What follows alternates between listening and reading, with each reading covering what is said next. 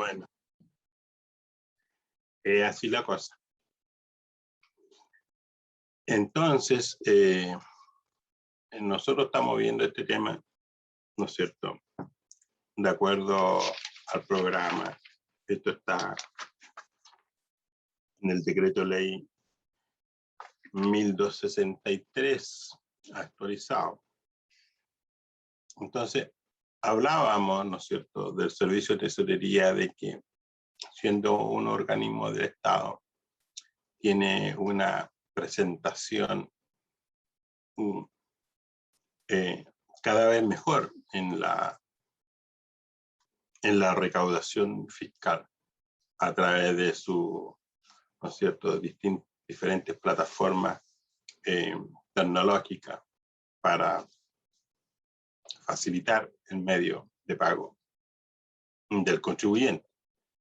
Entonces, efectuar la cobranza, y yo le decía que, bueno, en general, porque igual hay cosas que no se entienden muy bien cuando ¿no es cierto?, no se ejerce la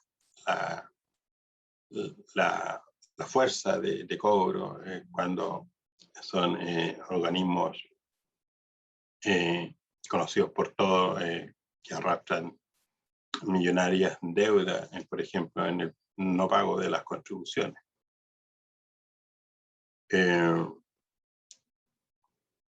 Y que también le estaba contando de que en la mañana la tesorería me llama, ¿no es cierto?, por uno de mis clientes que tiene deudas por no pago de contribuciones. A veces no siempre es por falta de dinero, a veces porque no está dentro, no está en las prioridades, ¿no es cierto?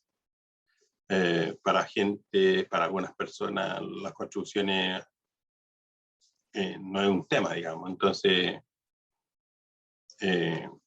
pero para la tesorería sí, porque te llama, ¿no es cierto?, por 50.000 o por 100.000 o por varios millones en el monto de la contribución. Entonces, pero es un medio que facilita la información y que uno traspasa al cliente para que éste cancele. Así que bueno, mientras el dinero, ¿no es cierto?, mientras pague, todo está bien. Entonces, las principales funciones de la tesorería, recaudar los tributos y demás entradas fiscales como de otros servicios públicos, además de conservar y custodiar los fondos recaudados, las especies valoradas y demás valores del servicio. Efectuar la cobranza coactiva, sea judicial, extrajudicial o administrativa, de impuestos fiscales en mora, con sus intereses y sanciones.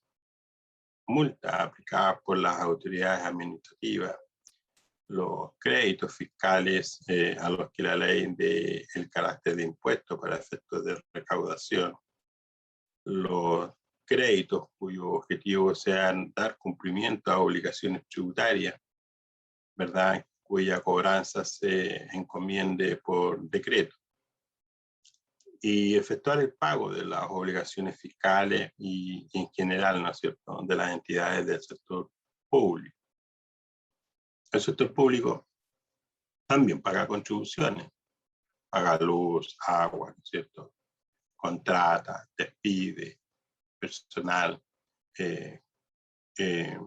también, ¿no es cierto?, le aplica esta licita, ¿no es cierto?, para salir al mercado a adquirir bienes y servicios, también licita, lo que hace el mundo privado también.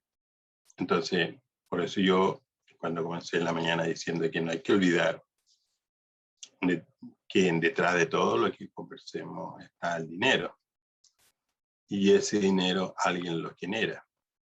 Entonces no hay que descuidar que a los que generan la riqueza de una nación, hay unos más y otros menos, cada uno en su sector. hay otras áreas que no generan riqueza, pero generan conocimiento. Y con ese conocimiento uno puede igual generar dinero. Por ejemplo, ¿no es cierto? Si nosotros tenemos, por ejemplo, una fundación sin fines de lucro que presta, su objetivo es social, sin fines de lucro, está liberado del pago de la patente comercial por su funcionamiento. También está liberado del pago de las contribuciones cuando está funcionando en el sector en el cual tiene la propiedad. Esas son excepciones a la ley de la renta, ¿no es cierto? Que justamente ahora con estas leyes actuales que están estudiando, ¿no es cierto? Se habla mucho de las exenciones de los impuestos, con el objetivo de dejar, ¿no es cierto?, liberar esas exenciones y todas las organizaciones empiecen a pagar impuestos. Por ejemplo, el servicio legal. Por ejemplo. El servicio legal, ¿no es cierto?, son servicios que no pagan IVA. Entonces alguien dijo, oye, ¿por qué estos abogados que prestan asesoría emiten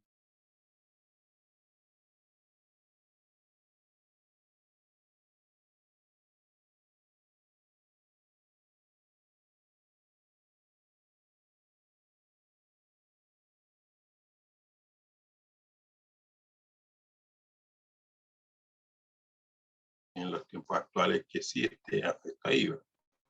Entonces ahí hay una recaudación adicional. Recuerden que hace un tiempo atrás estas plataformas como Netflix, ¿no es cierto?, Amazon, no pagaban IVA, ¿no es cierto?, porque nosotros consumíamos, pagábamos nuestra cuenta y la plata llegaba a la entidad prestadora de servicio, por ejemplo, Netflix, o nosotros comprábamos algún software y hacíamos la transferencia, pero no había IVA de por medio, o cuestiones de publicidad, por ejemplo. Bueno, se legisló y hoy día sí estas empresas, ¿no es cierto?, empiezan a pagar entonces el IVA. Y entonces el Servicio de Impuesto Interno informa, ¿no es cierto?, que a la fecha se ha recaudado por este concepto varios millones de dólares. Bueno, si no se legisla, esa plata no llega al Estado. Entonces siempre hay que estar revisando actividades económicas que podrían estar afectadas a IVA, ¿no es cierto? Y hay que evaluar. Y entonces hay que actualizar la ley del IVA. También, por ejemplo, hay actividades que que se desarrollan que no están contemplados en la ley de la renta. Y entonces uno no sabe si está afecto o no afecto a IVA, si está afecto a impuesto de primera categoría o no está afecto a impuesto de primera categoría. Entonces, los estados, cuando son, ¿no es cierto?, competitivos, los legisladores ven esta situación y entonces ven la oportunidad de legislar y recaudar, ¿no es cierto?, por esa vía. Entonces, es conveniente estar atento cuando se desarrollan estas actividades. Bueno, entonces, por ejemplo, la educación, ¿no es cierto?, es una actividad económica que no está afecta a IVA.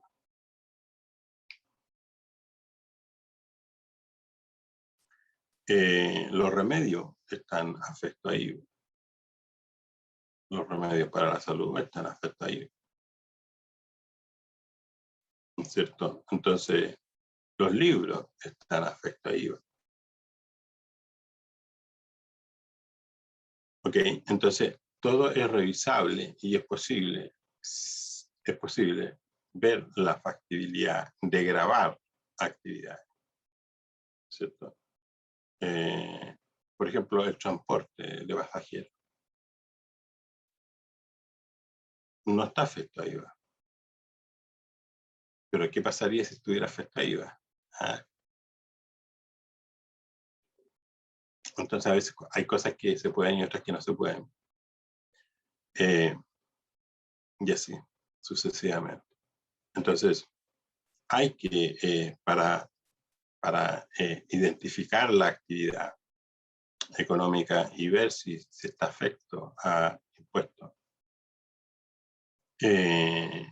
IVA o impuesto de primera categoría o otro tipo de impuestos, como por ejemplo la recaudación, ¿no es cierto?, por concepto de compra y venta de acciones, de acuerdo a el artículo 107 de la ley de la renta. Hubo una época en que la ganancia estaba afecta a impuestos. Actualmente no está afecto a impuestos. Y como yo les explico, en algún minuto Chile se pensó potenciarlo como un centro de negocios. Entonces había que desarrollar la actividad financiera. Entonces, esa ley buscaba que lleguen inversiones en Chile y se desarrolle el mercado financiero. Entonces, esa ganancia hasta ahora está, por esa vía, está libre de impuestos de primera categoría, la ganancia. Y así, cuando, por ejemplo, el metro, por ejemplo, el metro cuando insinúa, ¿no es cierto?, que va a llegar a Renca, que va a llegar a San Bernardo, a Puente Alto, a Maipú, ¿no es cierto?, que va a llegar a distintos sectores de la región metropolitana. Por ejemplo, Renca se encareció los bienes raíces cerca de un 30%, hasta la fecha se encareció. Bueno, ese mayor valor se llama plusvalía, que lo ganan los propietarios de bienes raíces de ese sector. Lo van a ganar cuando se materialice, es decir, cuando lo vendan, lo enajenen. Pero ¿y el Estado qué recibe? Hasta ese minuto, nada, ¿no es cierto? Entonces, alguien dice por ahí, oye, pero si nosotros llevamos progreso a la comuna, el esfuerzo que hace el Estado por llevar metros a regiones, a comunas, y esto es que le genera un impacto positivo en la valoración de sus bienes. Entonces, bueno, porque el Estado no recauda una adicional, ¿no es cierto?, en la transacción futura de la venta de un bien raíz. ¿Eso se puede hacer? Sí, se puede hacer. Entonces, ¿por qué no se hace? Política. Entonces, mucha gente se beneficia con esta cuestión del metro y cuando vende sus bienes hace una gran ganancia. Entonces, el Estado queda sin ninguna retribución. Y en los tiempos actuales, hoy día se sabe cuánto valen los terrenos y las propiedades, y después cuando se vendan las propiedades hay una plusvalía, y en esa plusvalía el Estado debería, ¿no es cierto?, a lo menos rescatar una porción por efecto de la plusvalía generada por el metro.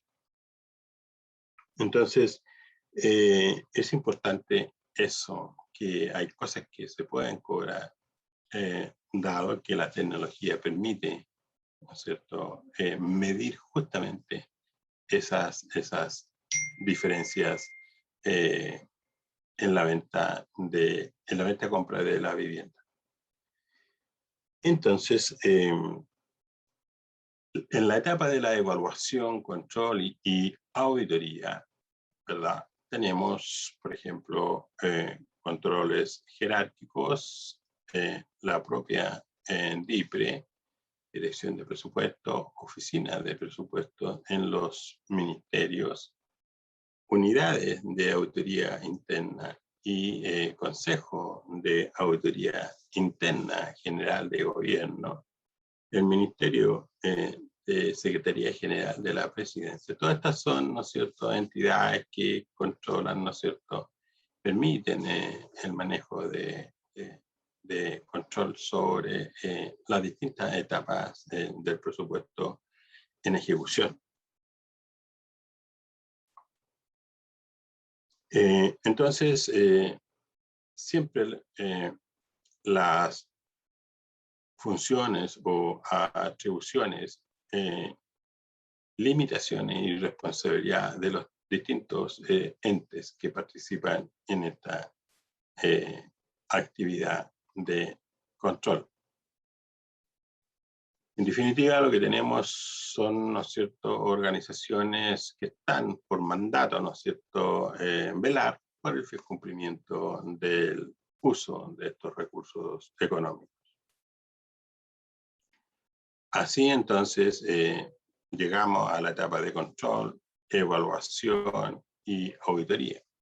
Y sabemos que la Contraloría siempre está, ¿no es cierto?, participando, auditando a los organismos públicos. Pero bueno, todos sabemos que el alcance de una auditoría toma, ¿no es cierto?, del universo una muestra y analiza la muestra y entonces concluye. Bueno, las normas de auditoría generalmente aceptadas, ¿no es cierto?, en sus procedimientos, indica que, ¿no es cierto?, cuál es el alcance y cuál es la metodología que se utiliza para eso. No es posible, ¿no es cierto?, auditar todas las transacciones que en una entidad se generan. Siempre es así el tema de la auditoría. Entonces, y por supuesto que hay auditoría a los estados financieros. También hay auditoría forense, ¿no es cierto?, que busca, el objetivo de una auditoría forense es buscar donde hay indicios de malversación de fondos, ¿no es cierto?, donde uno cree que hubo una falta de prolijidad ante un fondo, ¿no es cierto?, ante un recurso. Por ejemplo, en el norte de Chile hay una municipalidad que postuló, ¿no es cierto?, a un proyecto del deporte, al Instituto Nacional del Deporte, y se ganó una cantidad, 1.200, 1.300 millones. Este es un caso muy interesante de estudiarlo. Entonces ingresó la plata y todos felices, y el dinero era para justamente reparar el estadio de fútbol, ¿no es cierto?, donde llegan los clubes a jugar ahí, y bueno, mientras también lo usa la comunidad, los colegios, etcétera. Bueno, ellos nunca se hicieron los arreglos, pues entonces la pregunta era, oye, pero si te pagaron, te pasaron la plata, ¿y por qué no arreglamos el estadio? Y bueno, la administración desvió esos dineros y anduvieron dando vuelta casi 3 años. Hasta que por obra de magia, ¿no es cierto?, aparece por ahí el dinero. Pero 3 años después. Entonces, en esa revisión, ¿no es cierto?, de documentos, producto de una auditoría interna, ¿no es cierto?, de uno de los estamentos encargados, bueno, ahí se ve cómo se pasea el dinero en otras áreas, pero no en la que para lo cual fue, ¿no es cierto?, destinado. Entonces, hay ciertas tendencias dentro de los organismos en que uno puede mover el dinero por un tiempo y después hacerlo aparecer. Y las sanciones no son suficientes como para que estas cosas no ocurran. como en toda actividad, ¿no es cierto?, empresarial, en el mundo público, sobre todo en el sector municipal, también pasan cosas como estas que yo he señalado, y mucho más, por supuesto. Bueno, el objetivo, entonces, de la NIC-SP, que hacia allá vamos, ¿no es cierto?, las normas internacionales contables para el sector público, en este caso el sector municipal, justamente lo que busca es que a través de las distintas normas, los estados financieros revelen imagen fiel. Entonces, esa imagen fiel va a tener consecuencias porque ustedes saben, lo vamos a ver en el curso siguiente, donde todos estos estados financieros van a llegar a una plataforma de información financiera de los 345 corporaciones municipales y que va a ser de público conocimiento.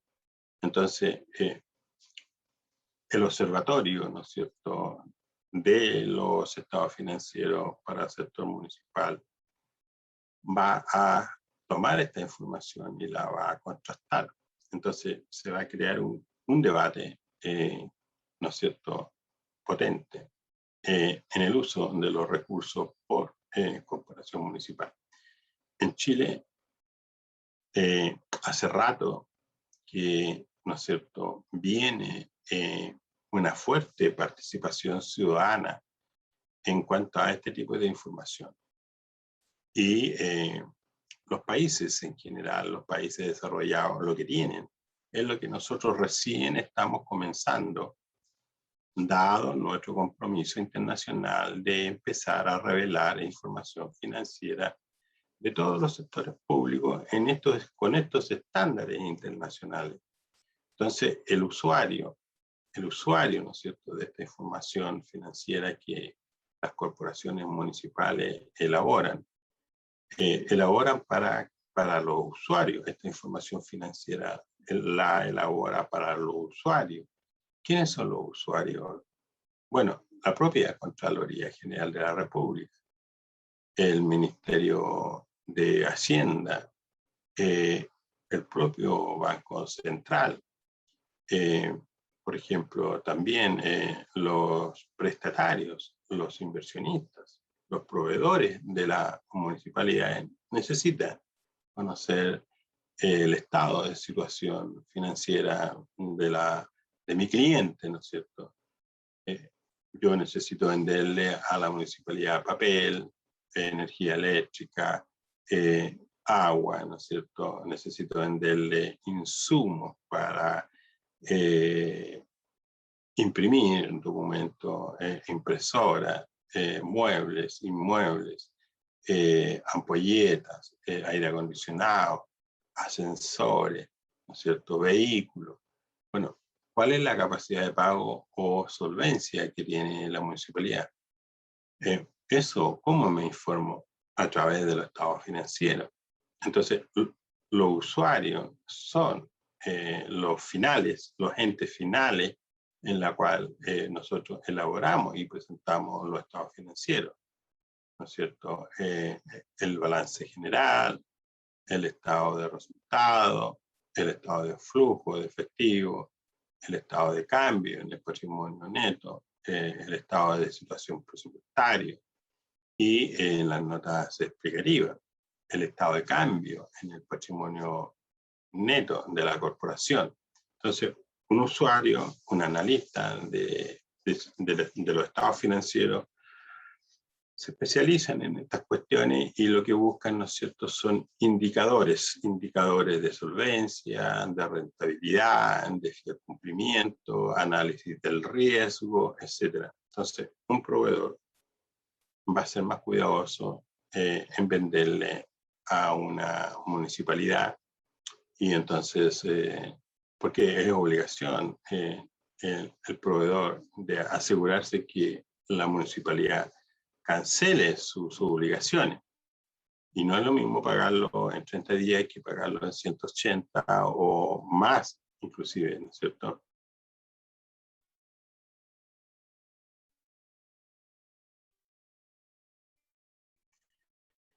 Entonces, o de servicio a la municipalidad, sino que además, ¿en qué se utilizan los recursos? ¿Cuáles son los proyectos ejecutados, los proyectos por ejecutar, el saldo de inversión que tiene el proyecto, y cuál es su fecha de inicio y cuál es su fecha de término? Y el observatorio también le interesa saber con quiénes hace eh, contratos la corporación municipal. ¿Cuáles son sus proveedores del semáforo, sus proveedores de señalética, del tránsito? ¿Quién es el proveedor y por qué? ¿Y a qué precio? Entonces empezamos a desgranar el choclo y podemos encontrar cosas que son irregulares. Entonces, nuestros usuarios, ¿no es cierto? También es el ciudadano común y corriente. El usuario también son las organizaciones sin fines de lucro que están ahí al acecho, ¿no es cierto? Buscando explicaciones, buscando información y en algunos casos conversando, ¿no es cierto? Conversando un tema social en que la municipalidad es parte e interesada en resolverlo.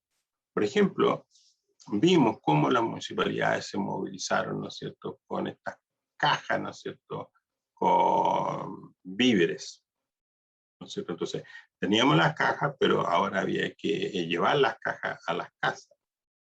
Y bueno, todo fue una cuestión de gestión, ¿no es cierto? Pero no solo ya, ese se resolvió. Después se dijo, oye, ¿sabes que este tema de las cajas genera mucho gasto? Hay que ir casa por casa, de repente hay gente que no está, o a veces pensamos que aquí vive una sola familia, sino que viven 2, 3, 4 familias en un mismo lugar. Entonces, no es perfecto el modelo. Bueno, hagámosle entonces transferencia electrónica. Ahí sí, ¿por qué? Porque hay un root y una cuenta donde depositar y le llega a todo el mundo al mismo minuto. Y no hay gasto de traslado, de vehículos, de que choferes, que la gente, etcétera.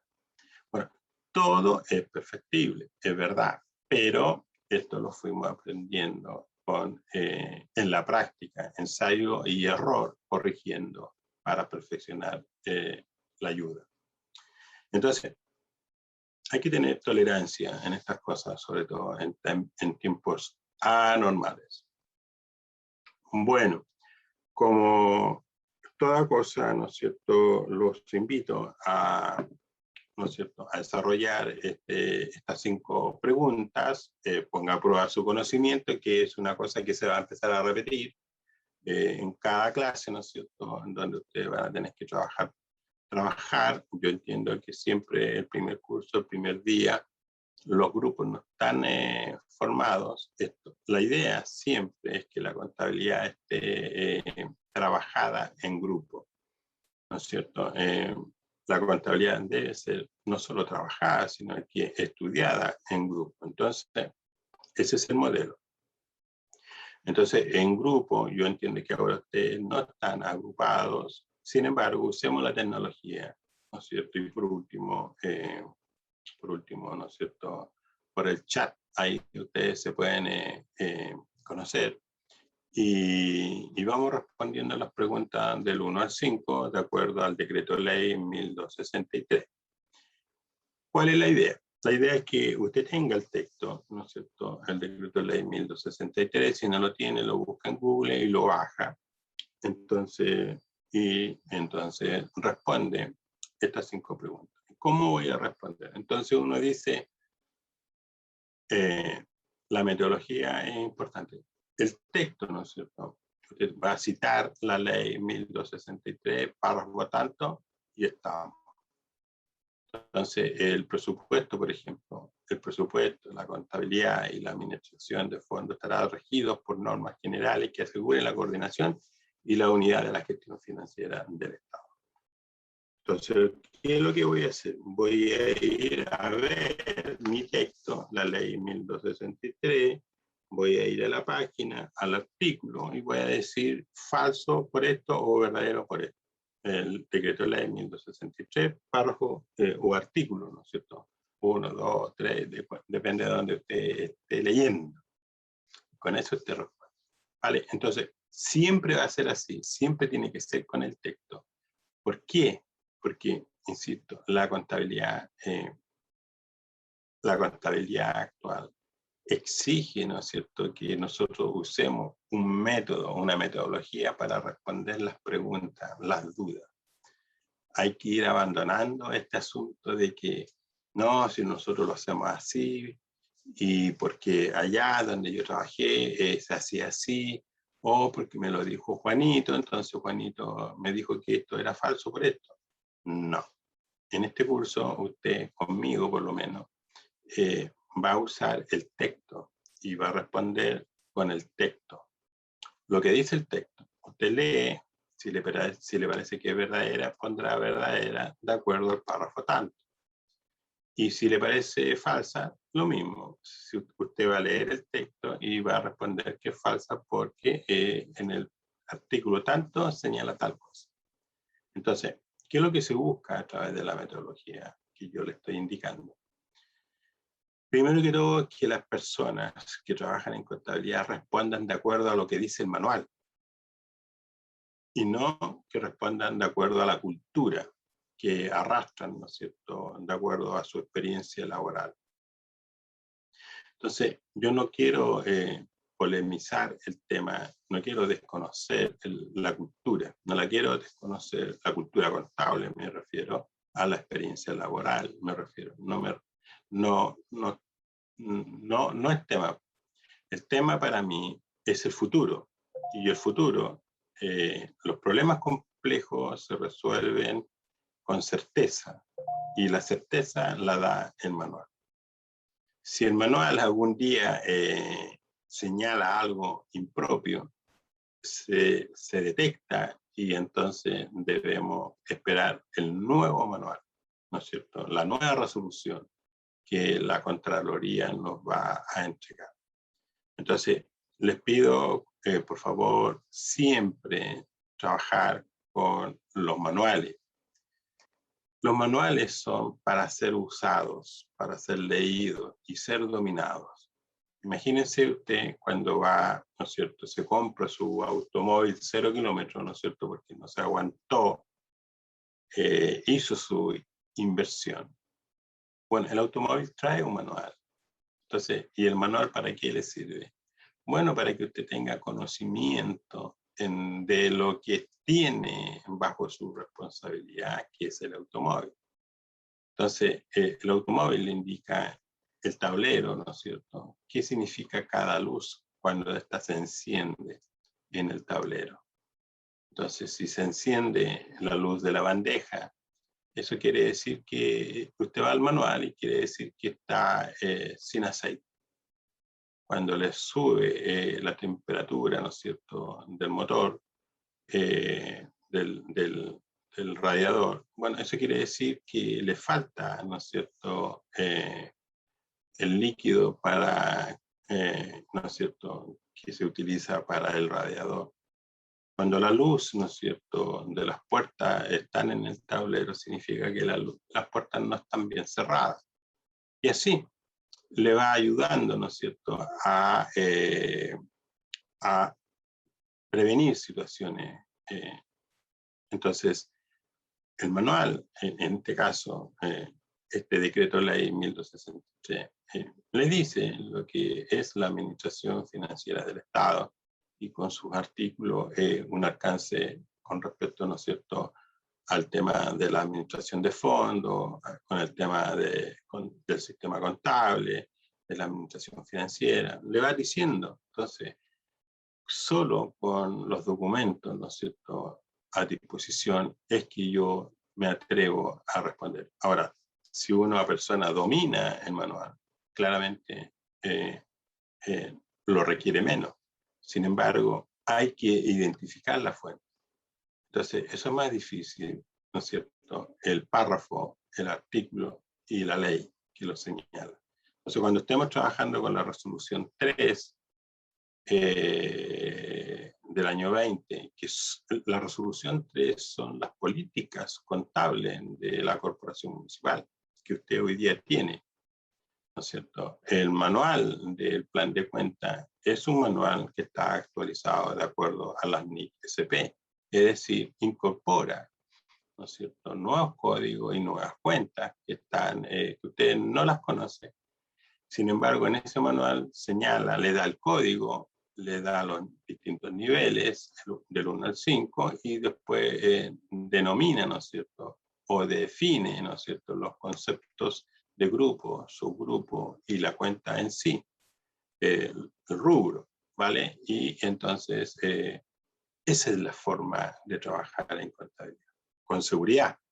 Entonces, así usted va a evitar imputar en el sistema contable, va a evitar, ¿no es cierto?, imputar en el sistema contable de una manera incorrecta. La partida doble es un requisito, le va a cuadrar, usted va a seguir ingresando datos, pero la idea es que esos datos ingresen bien a la primera y no tener que corregir luego lo que usted ingresó. Entonces, la idea es generar productividad en el ingreso de información, tal que el usuario, ¿no es cierto?, pueda interpretar correctamente lo que ahí se señala. Fíjense ustedes escuchen lo que yo voy a decir ahora. Mire, este tema de las NISP, ¿sabe lo que busca? Busca que en el futuro toda la información que esté disponible, que se está ingresando en este minuto, probablemente en las municipalidades hay gente que está ingresando datos, cuentas de activos, de pasivos, rebajando pasivos o agregando pasivos, obligaciones de corto y largo plazo, está contabilizando ingresos por las cuentas por cobrar, ¿no es cierto?, que es por los partes, por los permisos de circulación, por permisos, etcétera, está ingresando datos. Bueno, ese ingreso de datos, ¿qué eficiencia tiene? ¿Cuántas veces tenemos que reversar esas partidas? ¿Cuántos ajustes se hacen en un mes, en un año? ¿Cuánto? Bueno, esa ineficiencia es la que hay que llevar a un porcentaje aceptable. Se lo digo porque nosotros somos auditores, entonces cuando uno audita una empresa, uno dice, pero ¿y esta cuenta qué le pasa a esta cuenta en que tiene tantos ajustes? Tanto para allá y para acá. Al final, ¿qué es lo que representa su saldo?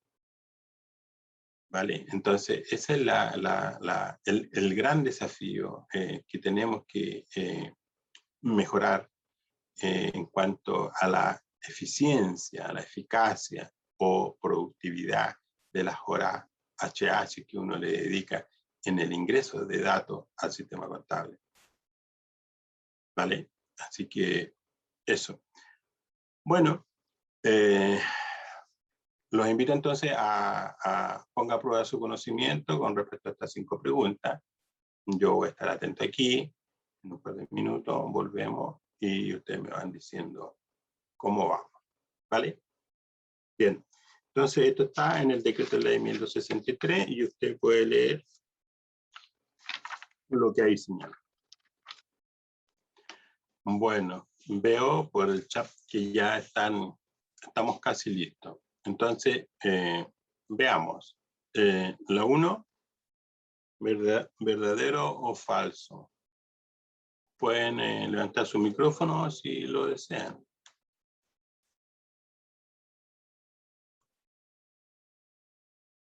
Profesor, en la 1, profesor, sí, en la 1 Sí. tenía esa duda. Yo digo que es falso porque la norma dice comunes, no generales. Ya, perfecto, esa es la idea. Muy bien.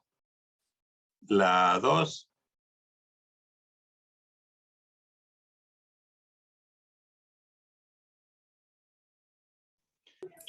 Profesor. ¿Verdadera, profesor? Sí, verdadera. Verdadera. Porque el ¿Y artículo dónde 4 dice? el segundo lo señala. Ya. El artículo 4. Artículo 4. Exacto, artículo Ya. 4. Inciso segundo. Eso. Y la 3. Verdadero artículo 6. Verdadera, artículo 6. Verdadera. Artículo 6. ¿Sí? ¿Verdadera? Yo falsa. Ah, a ver. ¿Por Falsa qué? porque no es recursos económicos. Falsa es descentralización. Ya. Entonces, Falsa es descentralización. Falsa. Estoy Ya. contestando. La 4. Ah, no llevan a la vamos a la 4. Falsa. falsa. Artículo Ya. 7. Falso. Artículo Falso, 7. artículo 7. Muy bien. Veo que están hiperactivos. La 5. Verdadera, artículo 8. Artículo 8. Ya. Veamos si es así.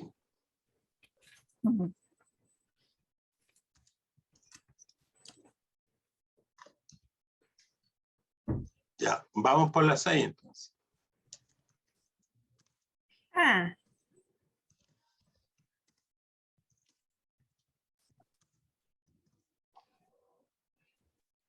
Medición de revisión de presupuesto y crear las políticas para la ejecución presupuestaria del año siguiente.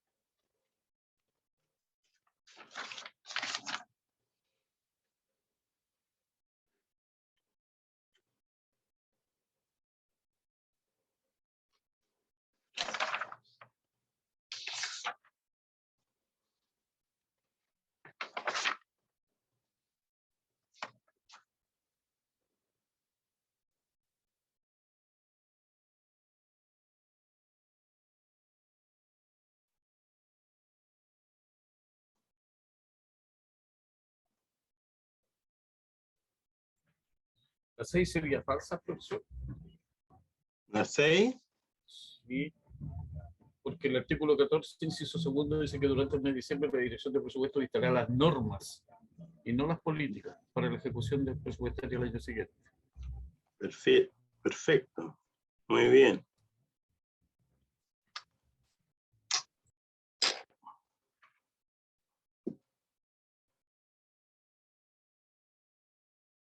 La 7.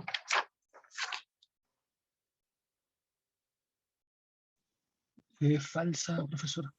Porque el artículo Falsa, 16, artículo 16. porque el artículo 16 señala que solamente se refiere al sector público, no incluye el privado. Perfecto. La 8.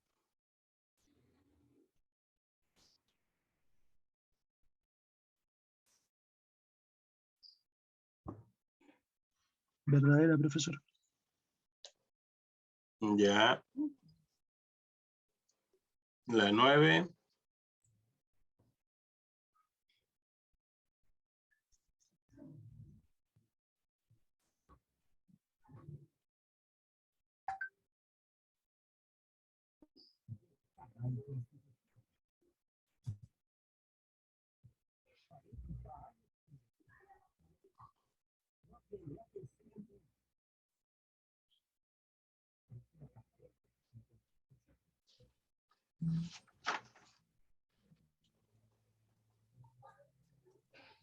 La 9, verdadero, de acuerdo al artículo 22.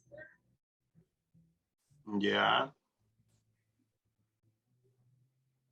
La 10, a ver, la 10. Serán canceladas con cargo al nuevo presupuesto. Las condiciones que se fijen anualmente por decreto supremo. Verdadera.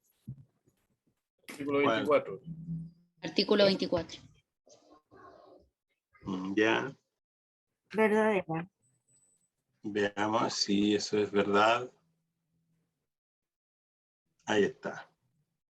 Nuevo presupuesto. Ya, entonces esa es la forma en que vamos a trabajar.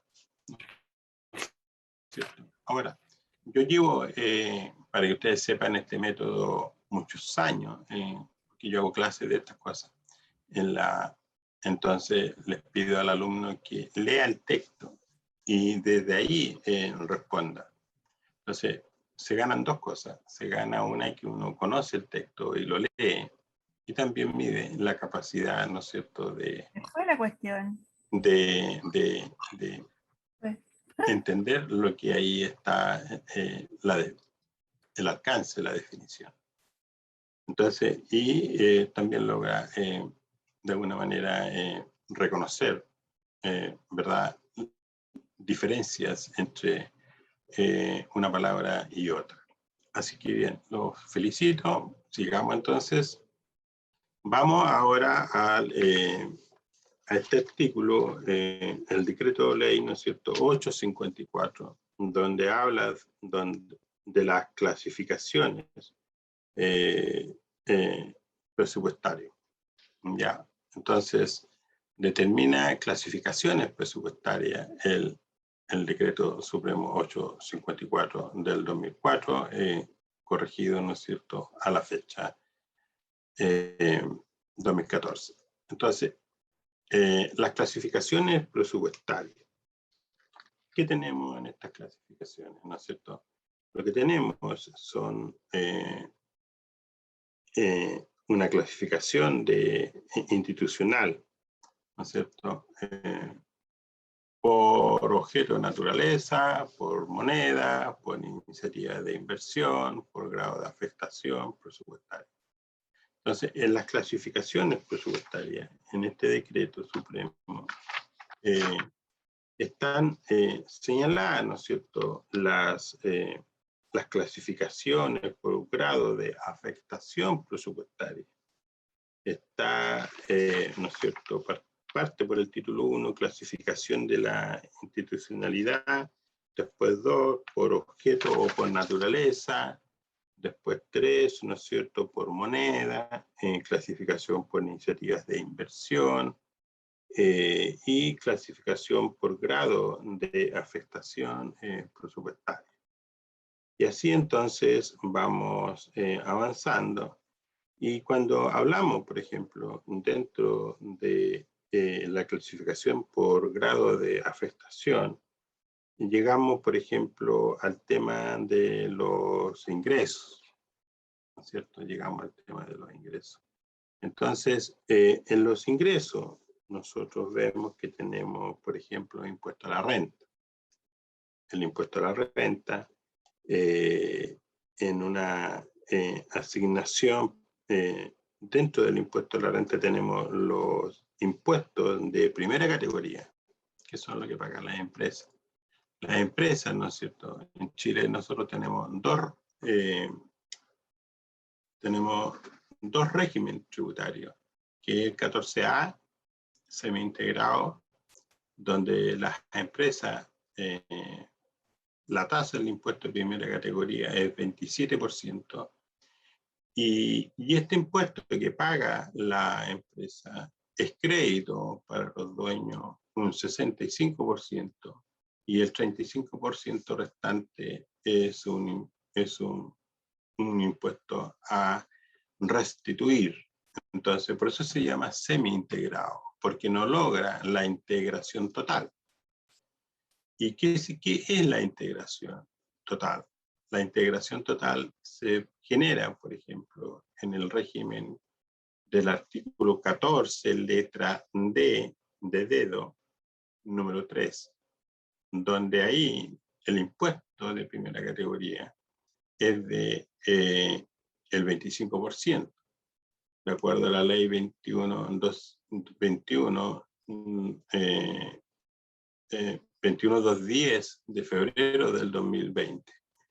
Sin embargo, en ese mismo año, el año 20, en septiembre, tenemos una ley que modifica la tasa del impuesto de primera categoría para este régimen, 14D, número 3, donde la ley 1256 de septiembre del 2020 señala que transitoriamente el impuesto de primera categoría para los contribuyentes de este régimen, 14D, número 3, será de 10% para los periodos tributarios 2021, 2022 y 2023. Entonces, este régimen, estas empresas, están integradas 100%. ¿Por qué? Porque el impuesto que paga la empresa, todo el impuesto pagado es 100% crédito a favor de los dueños. Entonces los dueños, cuando hagan su declaración de impuesto global complementario, usarán este impuesto pagado por la empresa donde son socios de una manera proporcional, usarán el crédito entonces contra los impuestos finales. Entonces el 14D número 3 es integración 100%. ¿Qué quiere decir? Quiere decir que la empresa, al pagar impuestos, ese impuesto se transforma en crédito para sus dueños. Y los dueños lo utilizan justamente para el pago de los impuestos finales. Y ahí se produce la integración completa. Ahora, me voy a ir un poquito más allá porque es un tema que yo conozco y aprovechando que estamos ¿no es cierto?, en este decreto 854 con respecto a los impuestos. Entonces, las personas cuando tributan, ¿no es cierto?, eso se llama impuesto global complementario. Las empresas cuando tributan, eso se llama impuesto de primera categoría. Así entonces logramos que en este régimen 14D número 3 la integración. Ahora, hay otro régimen tributario, el 14D de dedo, pero ahora número 8. En el número 8, los contribuyentes que están en ese régimen, las empresas que están en ese régimen, no pagan impuesto de primera categoría. No pagan impuesto de primera categoría. ¿Quién paga el impuesto? Los dueños, directamente. Entonces, esos son los regímenes tributarios. El semi-integrado con tasa del 27%, el 14D número 3 con tasa transitoria del 10% por 3 periodos, después va a volver a la tasa normal, que es 25%, y el 14D número 8, la empresa no paga impuestos de primera categoría. ¿Quién paga? Lo pagan los dueños. Entonces, esa base imponible que determina la empresa acogida al 14D número 8, esa base imponible determinada se traslada proporcionalmente a los propietarios, a los dueños. Y eso hace aumentar el global complementario y ellos terminan pagando el impuesto. Eso es algo absolutamente nuevo, que por primera vez ocurrió ahora en abril. Entonces muchas personas que estaban acostumbradas a que el Estado, en este caso la tesorería, le devolviera el remanente cuando quedaban a favor estas plata, entonces uno recibía ese dinero. Bueno, en esta oportunidad y en el futuro, ese empresario que tiene su empresa bajo el régimen 14D número 8 va a tener que acostumbrarse a no recibir dinero del Estado, no es que el Estado le esté devolviendo dinero, pagando dinero, sino que en el fondo es la empresa la que paga y que después recibe finalmente, una vez presentado el impuesto global complementario. Si tú terminabas pagando 1 millón y tenías crédito por 2, el Estado te devolvía la diferencia.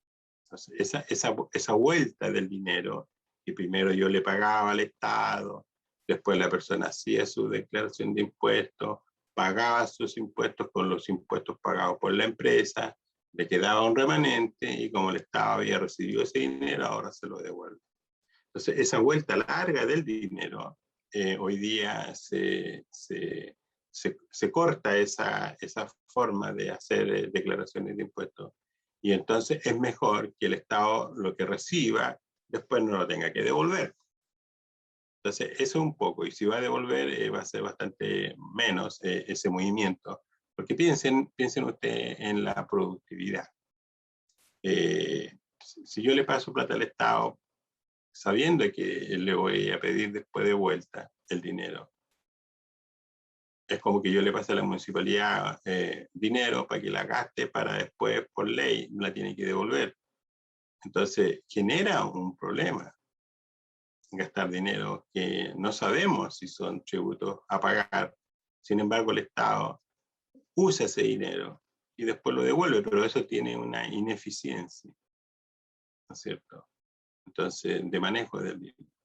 Entonces, lo lógico sería que si yo le voy a pagar al fisco, después el fisco no me tenga que devolver una parte de eso. Entonces, así cada sector maneja eficientemente su dinero.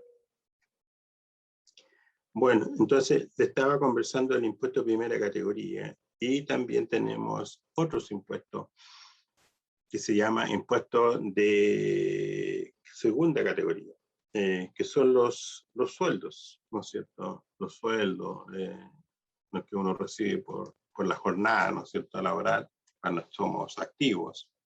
Y también los jubilados pagan impuestos cuando sus ingresos están afectos, ¿no es cierto? No todos sabemos que las pensiones son bajas, ¿no es cierto?, en una buena parte de la población, cerca del 80% o un poquito más tal vez, recibe menos del sueldo mínimo.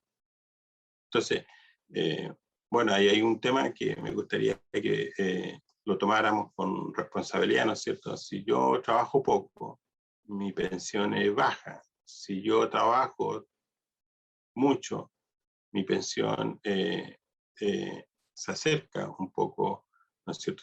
Supera, ¿no es cierto?, en algunos casos, bastantes veces lo que yo he ahorrado. Y hay personas que no trabajan simplemente y no ahorran, entonces no hay pensión, por eso no se llama pensión. Las pensiones, por definición, la pensión es cuando usted tiene más de 20 años de ahorro. Si usted no tiene eso, entonces no es pensión, es un subsidio que el Estado le facilita. Entonces tampoco hay mitad de pensión, no existe eso. Pensión, ¿no es cierto?, pensión completa. Entonces, las lagunas también son enemigos de la pensión final de las personas. Entonces, bueno, ahí está el problema, ¿no es cierto? La gente que ha trabajado toda su vida, finalmente sus ahorros son bastante más de lo que ha ahorrado, y eso refleja la ganancia que se genera en un fondo de pensión. Así que bueno, estamos bastante enredados con el lenguaje que utilizamos, ¿no es cierto? Uno ve a los líderes hablando, ¿no es cierto?, que las instituciones tienen tremenda utilidad y pagan pensiones bajas. Y la verdad es que es un error enorme porque no tiene nada que ver una cosa con otra. Las pensiones son en base a lo que tú has ahorrado. Y si tú has ahorrado es porque son ahorros forzosos, por ley. Entonces el empleador te retiene esa plata y te la deposita en la AFP que te corresponde. Pero hay otros instrumentos como el APB, que es voluntario, la cuenta 2, que es voluntario. Entonces si uno no usa el ahorro, tampoco tiene ahorro, entonces se lo gasta.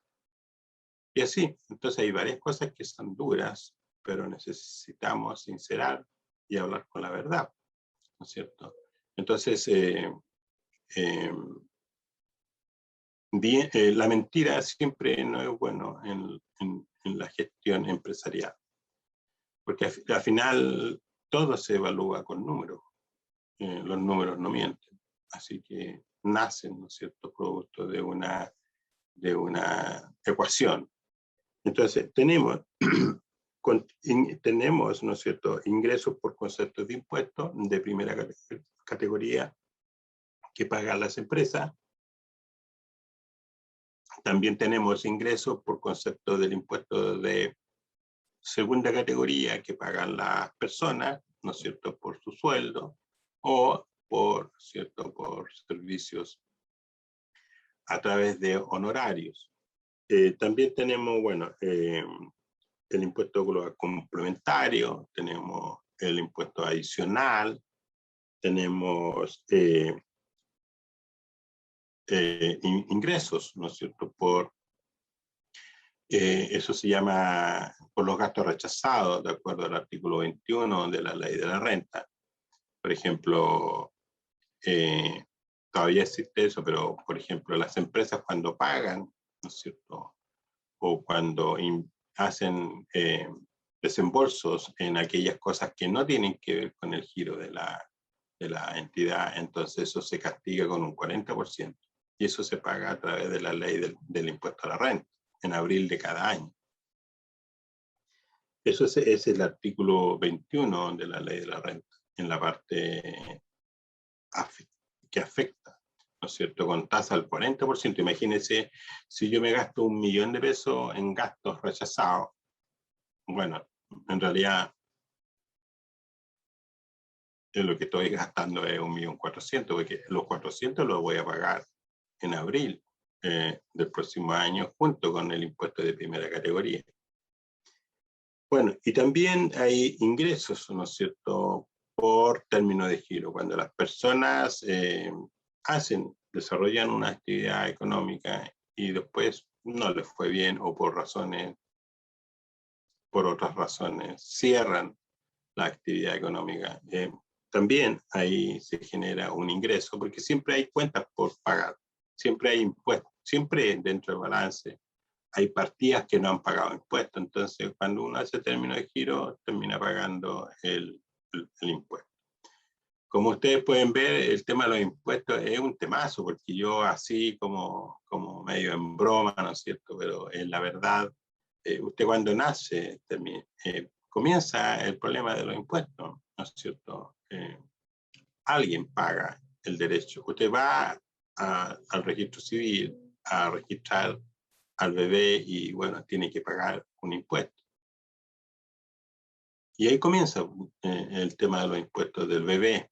El bebé después empieza a comer, bueno, hay que pagar IVA. El bebé después quiere ir al colegio, hay que pagar vestuario, alimentación, transporte. El bebé ya llegó a cuarto medio, hay que pagar ¿no es cierto?, los estudios, vestimenta, alimentos y otras cositas adicionales que aparecen, ¿no es cierto? Y después el bebé va a la universidad, otro dolor de cabeza, y bueno, y sigue pagando. Entonces después el bebé sale y con su profesión y trabaja, ya es un hombre o una mujer, y gana plata, pues, y bueno, y paga sus impuestos. Y así, el bebé ya universitario, padre de familia, se murió, pues, y también termina pagando impuestos porque paga el IVA, ¿no es cierto?, de los servicios funerarios, y después finalmente el sobreviviente lo va a registrar, ¿no es cierto?, como fallecido en el registro civil, y ahí estaría el último impuesto de gracia. Entonces nosotros somos contribuyentes, generamos una sociedad de contribuyentes e invitamos, ¿no es cierto?, a que sea un buen contribuyente. Y por otro lado, ¿no es cierto?, si no tenemos la cultura del pago de los impuestos, vamos a estar siempre al filo, ¿no es cierto?, de ser sancionados por no pagar. Por ejemplo, como en la mañana me llamaron, uno de mis clientes está atrasado en el pago de las contribuciones. Entonces, pero Fernando, si eso es poca plata, la pago toda de un paraguaso, a fin de año lo pago. Que llamen nomás. Bueno, ese es un contribuyente malcriado, ¿no es cierto? Y no le importa pagar multa de interés. Entonces, lo paga nomás. Hay otros contribuyentes que se asustan, ¿no es cierto? Ya, pago de inmediato, y lo pagan. Entonces, el dinero circula y tiene una velocidad. Esa velocidad es la que importa, ¿no es cierto? Hay que darle velocidad al dinero. Así, en la medida que el dinero circula, ¿no es cierto?, como debe ser, va quedando dinero en cada una de las partes que corresponde, ¿verdad? Entonces, también tenemos impuestos como el impuesto al IVA, ¿no es cierto?, el 19%. Es un impuesto que pagamos todos, por vestuario, por alimentos, ¿no es cierto? Pagamos por servicios cuando compramos un automóvil, pagamos no solo el IVA, pagamos el derecho, ¿no es cierto?, el permiso de circulación, pagamos la patente, ¿no es cierto?, la patente del automóvil, pagamos la tasa de derechos de aduanero por importación de productos. Cuando hacemos combustible, pagamos impuestos al combustible, el impuesto específico, ¿no es cierto? Pagamos también los actos jurídicos, cuando el impuesto interno me dice, la carta poder, simple o legalizada, legalizada, y tiene una vigencia de 1 año. Entonces, son cosas que, oye, si vale 4.500 pesos una carta poder. Y además, su carnet de identidad también fotocopiado por ambos lados y legalizado. Entonces, vamos sumando los costos, ¿no es cierto?, de las transacciones, y son cosas que a veces son burdas, ¿no es cierto?, que a esta altura todavía nos pidan papeles legalizados. Y el notario entonces se hace rico y nosotros nos hacemos pobres por un servicio, ¿no es cierto?, que puede ser perfectamente, hoy día con la tecnología, con la firma digital, estamos. Tampoco la firma digital es gratis, también hay que pagarla, ¿no es cierto?, tiene un costo, y cada ciertos años hay que volver a pagar, digamos, y así vamos pagando. Entonces, impuestos. Bueno, así hemos creado el mundo, nadie se salva de esta cuestión. Ni los perros, ¿no es cierto? Los perros ahora tienen ¿cómo se llama eso? Un chip, ¿no es cierto?, donde yo lo puedo rastrear, puedo acreditar la propiedad, y ahí va a tener su historia, ¿no es cierto?, el animalito. Y también tienen sus propias leyes, pues, ¿no es cierto? Hoy día usted le pega a un perro y se va preso, ¿no es cierto? O si lo mata, también se va preso. No puede usted castigar al perrito, ¿vale? Pero consume el perro, ya no le da las cáscaras de papa, ¿no es cierto?, ni la comida que sobra en la familia, sino que ahora tiene su propio alimento, y le hacemos publicidad en la televisión, pues, y en la radio, y todo, mi perrito, ¿no es cierto? Y lo llevamos al peluquero, ¿no es cierto?, se corta el pelo, el animal, le cortamos las uñas, y todos felices comiendo perdices. Sin embargo, el presupuesto, en algún lado de todos los ítems del presupuesto familiar, algunos sufren, ¿no es cierto?, han sido postergados, dadas estas nuevas formas de vivir con animales. Buenas Entonces, tardes, también profesor Fernando. Buenas. Estamos ya en hora del último break de 15 minutos. Ok. Volvemos a las estamos viendo. 14:30. 16:30, no 14:30. 16:30. Ya que estén bien.